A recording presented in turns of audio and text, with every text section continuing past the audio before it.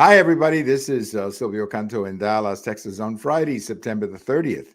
And welcome to our commentary. I made a couple of mistakes during the week. I said Thursday, September the 30th, I think, in my last show. So my fault for messing up the calendar. But today is September the 30th. And thank you so much for listening. We want to get into a couple of articles. I have a couple of posts that I wrote over at the Thinker that I want to get into in more detail. But I want to begin with President Biden because honestly, uh, we have to have a conversation in the country about what is happening with President Biden.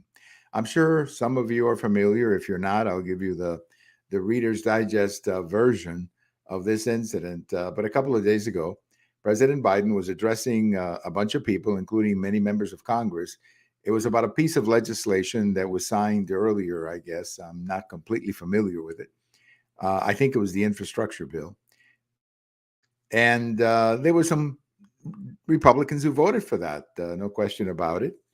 And there was a piece of legislation, one of the few times, if ever, that there has been bipartisan support for anything, because most of the things are going down by party. Even the things that are passing, like the famous Inflation Reduction Act, the other deal that they passed the year before, everything is going down 50-50, and the tie is being broken by the vice president. But that's not, most things are not passing because they just don't have the votes. So there's not a lot of bipartisan activity under the Biden administration. So anyway, the president addressing a group of people, including some members of Congress, and he was thanking them for supporting them. He was listing some names. By the way, this happens a lot. There's nothing unusual about the president addressing a bunch of members of Congress and saying, thank you, Tom, thank you, John, thank you, Mary, thank you, whatever. That's very typical. Other presidents have done the same thing. It's a pretty typical thing to do. And then he said, thank you, Jackie. And then he kind of said, where's Jackie? Where's Jackie? Well, this is where the story gets interesting. He was referring to a congresswoman named Jackie. I don't remember her last name right now, who was killed in a car crash about 6 years ago. And apparently she had voted for this. So he was saying, where's Jackie? Where's Jackie? And it didn't occur to him at any moment while he was speaking that he was calling out a woman who was killed in a tragic car accident 6 weeks ago, 2 months ago, something like that. And a lot of people in the room were, to say the least, in a bit of a shock about what they had seen. The next day, and this is where the story really gets bizarre. The next day, the press secretary question from one of the reporters, and she goes into this stupid explanation of how, well, Jackie was in his mind, and he was thinking about Jackie, and this is why he said, "Where's Jackie?" Instead of saying, this would have been much better, and I think much acceptable to people like me, instead of saying, look, the president made a mistake. He regrets having done so. He made a mistake, and he called the family of the congressman and said, I'm sorry, forgive my senior moment, if you will, and leave it at that. I think most people would have understood him. But the problem, of course, the larger problem with President Biden, and why I think we are slowly drifting to the moment where we have to have a conversation about his state of mind. This is happening much too often. We have seen these videos of the president wandering. We see him answering questions, and then within minutes, the White House has to take out the broom and clean up, because every time he says anything, the White House has to clean up. And this is not normal. Yes, every once in a while, the president is going to make a mistake. That happens. But with this president, it's almost as if every time he's doing a live interview, the potential for mistake is almost 100%. Now, so we have to begin to have a conversation, and I'm sure a lot of people are doing it in private, where, what's going on with President Biden? What is his state of mind?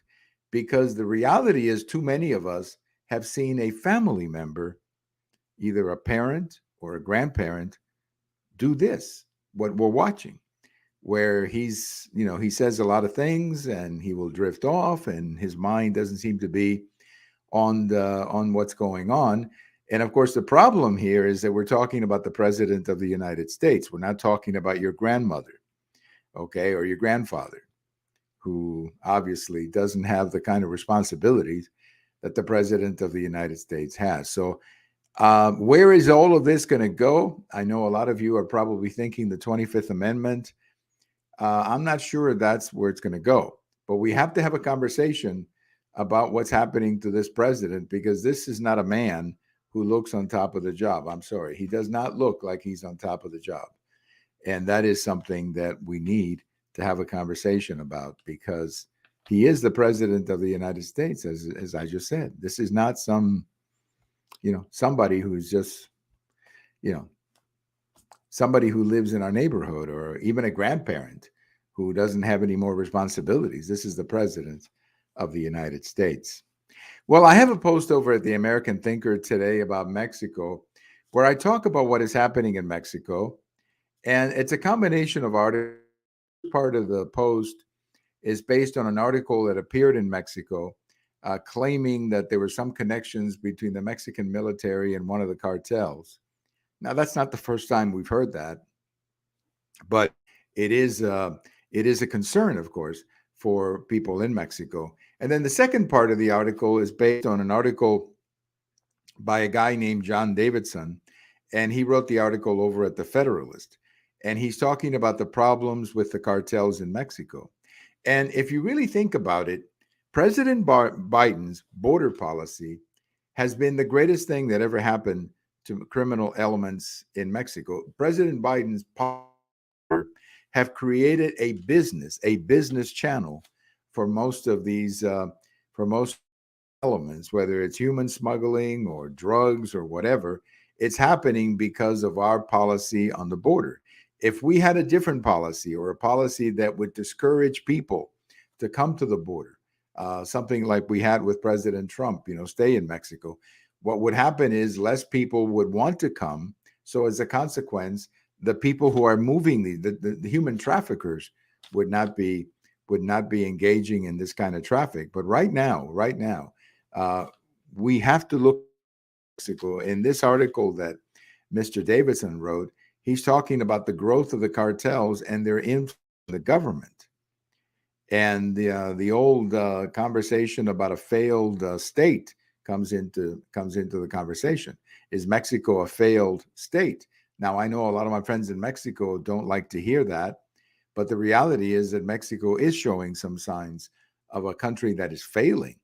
And one of the signs of a country that is failing is lawlessness and the inability of the government to crack down on criminal elements. Now, to be completely honest, you can say the same thing about the city of Chicago, the city of Baltimore, Portland, Seattle, Minneapolis, and some of these other cities where we've seen violence, Philadelphia, where we see violence totally out of control.